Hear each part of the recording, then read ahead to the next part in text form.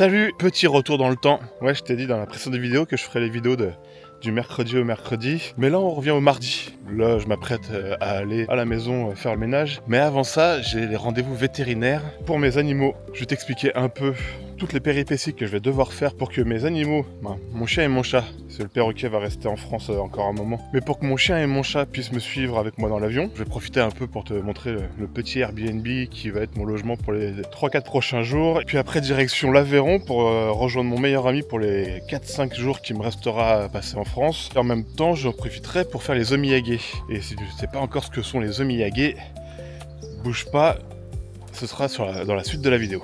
J'ai rendez-vous pour faire des papiers pour partir au Japon. Ça y est? Ça y est, c'est bientôt. Moi déjà j'ai plus de maison. Oui, c'est ça, c'est 28, ouais, parce qu'il Là, cet après-midi. Vous pouvez vous installer. Ouais, ça marche.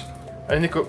Non, nous ça va pas nous. Pendant qu'on attend notre tour chez le vétérinaire, je vais t'expliquer rapidement où on en est. Pour éviter une quarantaine de 6 mois à mes animaux à leur arrivée au Japon, j'ai dû suivre une procédure très stricte. Il a d'abord fallu refaire leur vaccination contre la rage, puis réaliser une prise de sang qui devait être effectuée au moins 6 mois avant le départ. Ensuite, j'ai envoyé une demande de préimportation aux autorités japonaises, plus de 40 jours avant notre arrivée. Mais tout ça ne suffit pas. À moins de 10 jours du départ, je dois encore faire remplir un formulaire officiel par mon vétérinaire. J'en profite aussi pour faire un dernier bilan de santé de Neko et Inu, et lui demander un traitement pour les aider à rester le plus détendu possible pendant les 14 heures de vol. Au final, cette visite m'aura coûté un peu plus de 160 € pour près d'une heure de rendez-vous, médicaments compris. Et crois-moi, mon vétérinaire est loin d'être le plus cher. Mais si tu penses que tout est enfin réglé pour mes animaux, détrompe-toi. Il nous reste encore une dernière étape, jeudi matin, juste avant de partir pour l'Aveyron.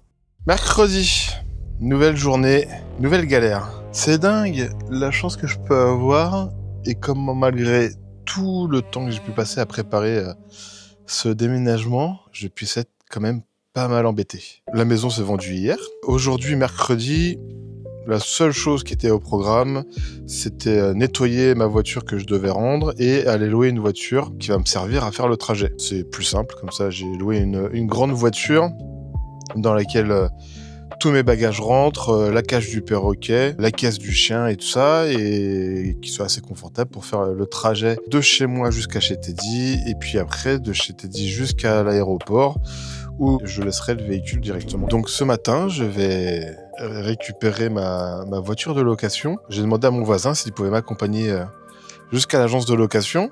J'ai réservé ce véhicule 2 semaines en avance, directement sur le site du loueur. J'arrive au comptoir tout fier, serein, tout content d'avoir une grande voiture pour voyager. Je sors ma carte bleue, mon permis de conduire, et on me dit « Ah, non, ça va pas être possible. » Pour ma banque, je suis chez Revolut. Et non, ça va pas être une sponsorisation. Mais j'utilise Revolut depuis longtemps et comme banque au quotidien, j'en suis extrêmement satisfait. J'ai fait donc le paiement avec ma carte de chez Revolut. Il n'y a eu aucun problème, mais là on m'annonce que non, ils ne prennent pas les cartes de néobanque pour faire les prises de caution, pour du coup les garanties. Ce qui ressemblait être la responsable qui sort d'un bureau vient me voir et fait non mais c'était écrit dans les conditions générales de vente. De toute façon, ça sert à rien de négocier, on vous acceptera pas votre carte bleue. Si ça sert à rien de négocier, remboursez-moi. Et elle me dit ah bah non. On vous rembourse pas. Je fais bah, comment ça? Elle fait bah vous avez pas respecté les conditions générales de vente. On vous rembourse pas. Là, vous êtes en train de me dire que vous allez me voler 1000 €. Elle fait non, je vous vole pas. Vous n'avez pas respecté les conditions générales de vente, je ne fais pas de remboursement. Et là, je sais ce que ça veut dire, j'ai accepté les conditions générales de vente sans les lire. Effectivement, c'est un tort. Et là, il y a vraiment un monde où je n'ai ni véhicule, ni mes 1000 €. Je commence à fatiguer un peu là de tout ce qui se passe, et je t'avouerai que j'ai eu un peu les larmes qui me commençaient à monter aux yeux. J'ai un peu cru que j'allais fondre en larmes devant la dame. Mais bon, du coup, il y a un monsieur qui vient à ma rescousse, qui me dit ah, appelez ce numéro-là, ils vont peut-être pouvoir essayer de vous arranger. Le numéro que j'ai appelé, la seule chose qu'il pouvait me dire, c'est ah, je comprends votre détresse, mais je ne peux rien faire. Ah, mais je comprends votre détresse, mais je ne peux rien faire. Je retourne voir le monsieur qui m'a gentiment aidé avec ce numéro-là. Je lui explique, il fait non, bah écoutez, on va faire le changement nous. Je me retrouve à demander un service à mon voisin d'être responsable à ma place du véhicule, ce qui implique que si je fais le moindre dégât sur les véhicules par moi-même, il y a 3500 € de franchise qui peuvent être débités sur sa carte bleue. Si je fais un excès de vitesse, que je flash, que je fais une infraction ou quoi que ce soit, ça va être débité sur sa carte bleue. Je lui demande quand même de prendre une responsabilité. Bon, ça fait quelques années qu'on se connaît, mais c'est quand même prendre une responsabilité assez importante et j'ai une chance incroyable que du coup, il a accepté sans sourciller et cette histoire finit que le monsieur a fait les changements de papier, que je suis passé second conducteur, que je dois payer 300 € de plus et que mon voisin a accepté de prendre un risque énorme pour que je puisse avoir mon véhicule et finir mon voyage. Écoute, Julien, si tu regardes cette vidéo, je te remercie énormément. Bon, je te passe le fait qu'aussi que là, tout de suite, mercredi soir, je suis sans maison parce qu'elle est vendue et que je suis sans argent parce que je n'ai pas encore reçu l'argent. Le notaire me dit 24-48 heures avant de recevoir l'argent sur mon compte. Bon, ça fait 24 heures. Ça doit être plus 48 heures.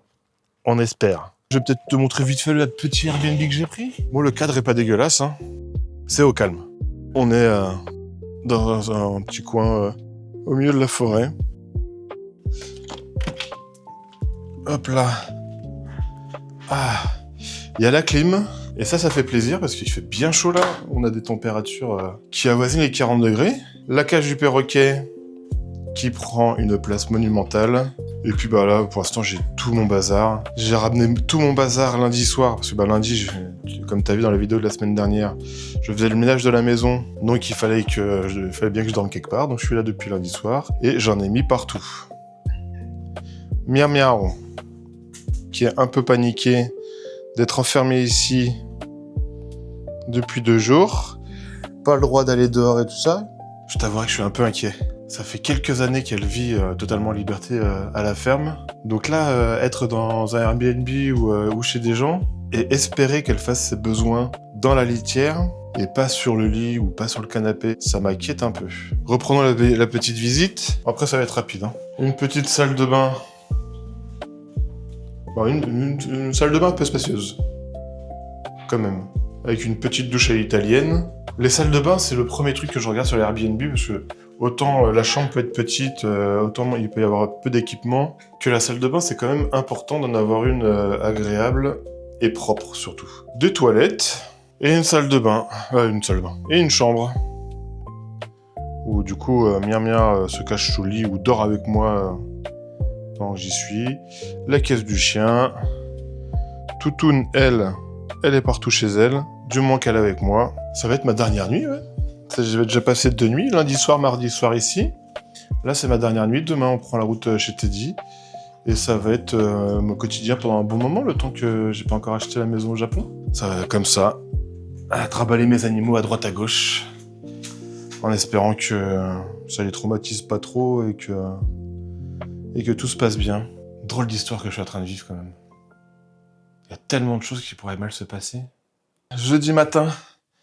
Bon, petite nuit, ça y est, je commence à me reposer un peu. J'avais du mal à dormir ces dernières semaines, mais là, ça y est. Je fais des meilleures nuits, j'ai l'impression. Je me sens plus reposé le matin. Mais bon, là, j'ai un peu traîné. Je voulais partir à 8h30. Il est 9h moins le quart. Et j'ai encore tout le Airbnb. J'ai commencé à regrouper un peu mes affaires. Mais il va falloir commencer à tout charger dans la voiture. Et la question, c'est est-ce que tout va rentrer ? Parce que j'ai un petit espoir de rentrer la cage du perroquet sans la démonter. Tu veux une belle définition de l'optimisme ? Bah écoute, je me suis dit... Déjà, je t'ai dit qu'avec un peu de chance, je peux rentrer tout dans la voiture avec la cage pas démontée. Non, pas possible. Et voilà ce que ça donne. La voiture avec la cage démontée. Il y en a partout. Alors, le perroquet, il est calé là. Il sera derrière ma tête, il pourra me sentir. La toutoune dans son panier là et à mon grand plaisir, Mia fait pipi dedans. Génial. La chatte, elle est là. Et là, tu vois, je t'ouvre la vite fait comme ça, mais tu vois, ça déborde. Je peux même pas ouvrir la porte. Le vétérinaire départemental m'avait donné rendez-vous entre 9h et 11h. Je voulais y être à 9h. Il est 10h05. Je suis à la bourre, donc j'arrête de filmer et j'essaye d'arriver là-bas le plus vite. Nous voici à la DDETSPP pour rencontrer la vétérinaire officielle du département. Son rôle aujourd'hui est de contrôler et valider les documents que mon vétérinaire a remplis 2 jours plus tôt. Service administratif très compétent qui m'a offert un véritable accompagnement durant mes démarches. Le rendez-vous a été très rapide. Une fois les documents récupérés, elle est partie les vérifier avant de revenir une dizaine de minutes plus tard avec tous les formulaires tamponnés et signés. Cette fois, c'est officiel. toutes les formalités sont enfin terminées et nous sommes prêts à embarquer pour le Japon tous les trois. Bon voilà, je suis arrivé, j'ai commencé à... En fait, j'ai vidé totalement la voiture parce que j'avais perdu le chat. Le chat s'était caché sous un siège et j'étais inquiet qu'il soit sorti de la voiture sans que je le sache. Et tu vas peut-être me demander, mais pourquoi le chat n'est pas dans sa caisse de transport? Bah tout simplement parce que le chat, ça a été un voyage très agréable avec elle. Déjà, petite surprise, je sais pas si je t'en ai parlé avant, mais quand j'ai chargé la voiture, mais la chatte a pissé dans la caisse du chien, donc j'avais les paniers du chien et les deux paniers du chien imbibés de pisse de chat. Je ne sais pas si tu connais l'odeur de la pisse de chat, mais ce n'est pas très agréable. J'ai enfermé ça dans un carton, histoire de ne pas avoir trop l'odeur pendant le voyage. Et après une demi-heure, 3/4 d'heure de route, la chatte qui s'énerve dans le panier et qui essaye de le ronger, d'arracher le filet avec les griffes, les dents et tout ça. Et en fait, elle avait fait caca dans le panier. Donc encore une autre odeur ultra agréable. Donc j'ai ouvert le panier, elle est partie se cacher dans la voiture, dans un coin au calme, discrètement. Et puis j'ai jeté le caca par terre et j'ai essayé de nettoyer le panier du mieux que je pouvais avec ce que j'avais sous la main pour que l'odeur ne me suive pas pendant les 4h30 de route que j'avais à faire. Il me reste encore un voyage de 7-8 heures pour faire l'Aveyron Charles de Gaulle. Donc j'espère que ça va l'aider un peu à s'acclimater à son petit sac de voyage. Petit saut dans le temps. Je t'ai rien filmé du tout de chez Teddy, mais me voilà directement dans ma chambre d'hôtel. La veille de mon départ au Japon. Petite chambre d'hôtel au Campanile. Je suis juste à côté de l'aéroport Charles de Gaulle, comme ça demain matin, je vais pouvoir aller à l'aéroport rapidement. Par contre, j'ai pas une bonne nouvelle. J'ai perdu mon chat. La chatte était pas super jouasse de tout ce voyage. Elle était pas très habituée. Et avec la chaleur qu'il faisait chez Teddy, on a laissé la porte ouverte. Elle a essayé de sortir, je l'ai surveillée. Elle est partie se réfugier à la cave, là où il faisait frais et tout ça, donc j'allais la voir régulièrement, voir si elle sortait pas trop loin et compagnie, et puis du coup elle dormait dans la cave. Donc tout allait bien, et puis le soir, quand j'allais me coucher, je la re-rentrais pour qu'elle passe la nuit avec nous. Je suis arrivé le jeudi chez Teddy, et le samedi soir, j'ai des amis qui sont venus chez Teddy pour faire une petite soirée et me dire au revoir. Et la chatte est sortie, on n'a pas fait attention, et elle s'est pas réfugiée à la cave comme elle a fait la fois d'avant. Et elle n'a pas répondu à mes appels. Je l'ai cherchée dans le village le dimanche, le lundi et le mardi avant que je parte. Et impossible de la retrouver. Donc soit elle est partie courir après des souris et elle n'a pas retrouvé son chemin, soit un autre chat lui a fait peur et du coup elle a quitté le quartier et elle n'a pas su retrouver son chemin. Le fait est que aujourd'hui j'ai pris la route pour Paris sans mon chat. Mais bon, pour finir cette vidéo pas sur une note déprimante et parler de quelque chose de plus positif, je vais te parler des omiyage. Les omiyage, si tu en as jamais entendu parler, c'est des espèces de souvenirs de voyage que s'offrent les Japonais quand ils partent soit pour le travail, soit en vacances. Ça s'offre à la famille, aux amis, aux collègues de bureau. Omiyage, littéralement, ça veut dire quelque chose qui provient du sol, quelque chose qui provient de la terre. C'est pour ça qu'au Japon, il y a une très forte culture de la spécialité locale, comme par exemple les fraises de Tochigi, le raisin de Yamanashi, ou ces choses-là. Les Japonais sont vraiment très très friands de ça, et donc il est plutôt normal pour une personne qui va aller à Yamanashi de ramener une belle grappe de raisin à sa famille, ou alors de ramener des petites préparations du raisin séché, des gâteaux au raisin, ou des trucs dans le genre, qui sont une spécialité locale, souvent issus de ça. Il est coutume, et pour moi aussi, quand j'arrive au Japon, d'acheter un paquet de petits souvenirs de voyage. On a un problème, on peut pas ramener de produits périssables.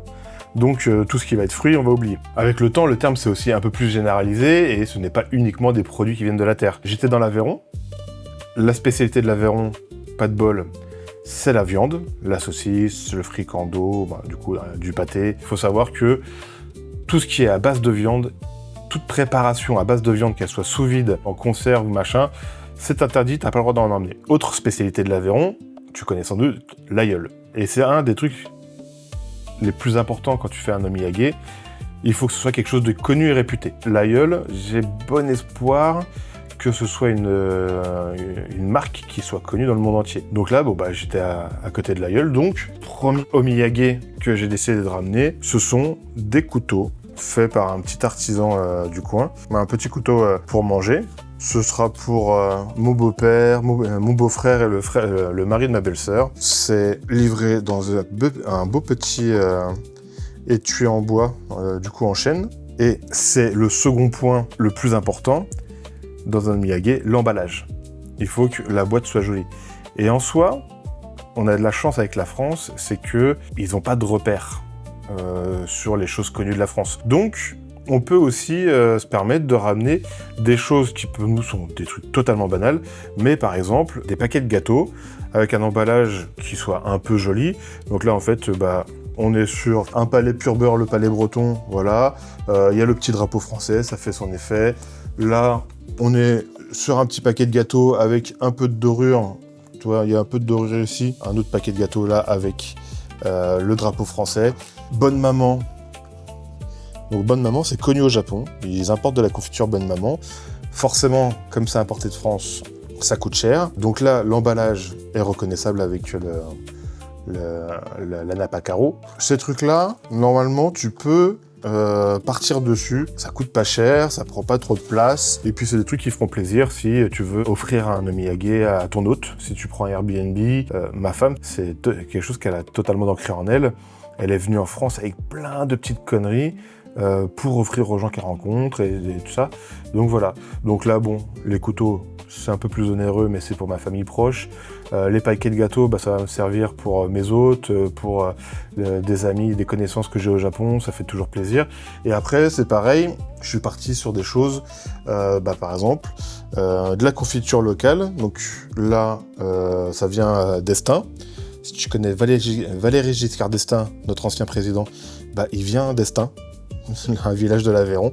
Et là, du coup, on a des petits pots de confiture. Donc toi, c'est tout mignon, c'est livré avec un petit napperon au-dessus. C'est de la fabrication artisanale de la région où j'étais. Donc ça, normalement, ça fera plaisir. Là, en plus, on est sur des trucs un peu atypiques. Framboise, poivron, badiane. Je suis pas sûr que ce soit un goût qu'on trouve beaucoup au Japon. Là, fraise, melon, basilic. En vrai, je serais curieux de goûter. Ça me tente bien. Là, je suis tombé aussi sur donc encore de la fabrication artisanale du coin, de l'Aveyron, du cornichon à tartiner. Pure curiosité. Là, du cornichon à tartiner, j'en ai jamais rencontré. J'en ai jamais goûté. J'aimerais que ma femme elle me dise « Oh, on va le garder pour nous, pour goûter. Je veux savoir ce que ça goûte. » Et après, pareil, encore une autre confiture. Mais tu vois, le pot, on dirait les anciennes jarres. Du coup, l'emballage est joli. C'est un produit artisanal, parce que tu vois, l'étiquette, elle est écrite à la main. J'ai une confiture de framboise et une gelée de châtaigne. Mais les pots sont jolis, c'est artisanal, c'est local, donc ça coche toutes les cases. Ça, et je sais que ce soit ma belle-mère ou mes belles-sœurs, elles vont apprécier. Voilà mes conseils pour faire un omiyage. Ça fait toujours plaisir et tu verras au Japon, si tu prends des Airbnb, souvent on te met une petite spécialité locale pour t'accueillir. C'est vraiment ancré dans les mœurs. J'espère que ce petit enchaînement de vidéos sur mon parcours pour mon expatriation te plaît. N'hésite pas à me dire en commentaire s'il y a des choses que tu aimerais voir au Japon en particulier, parce qu'à partir de demain je suis au Japon et je vais essayer de filmer un maximum de choses. Les idées j'en manque pas, mais je me ferai un plaisir de filmer les choses que tu aimerais voir. Si la vidéo t'a plu, lâche un petit like, abonne-toi si c'est pas déjà fait, ça me fera super plaisir. Et moi je te dis à la semaine prochaine pour me voir arriver au Japon. Gna gna gna, mais c'est de la branlette intellectuelle. Gna gna gna. Gna gna gna, mais c'est de la branlette intellectuelle. Hein? Gna gna gna, mais c'est de la branlette intellectuelle. Hein? Ah bon?